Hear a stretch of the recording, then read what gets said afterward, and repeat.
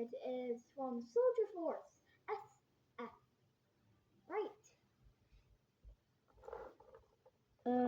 If you turn this over, there are two buttons. One makes noise.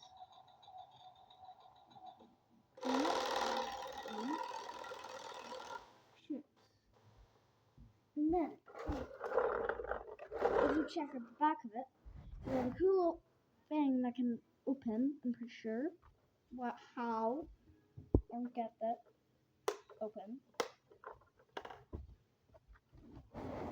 And then if you get more of the pack, you can also get toys with that. Like weapons. Next one. There is a character that comes with it. But it just doesn't want to come out from the truck. Trust me, these are pretty cheap, but who cares? They're nice and good.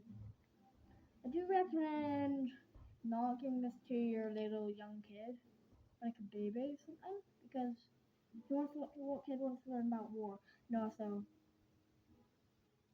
they could try and eat off the head chips or something.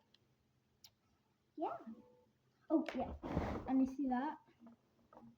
It's I remember taking this part off.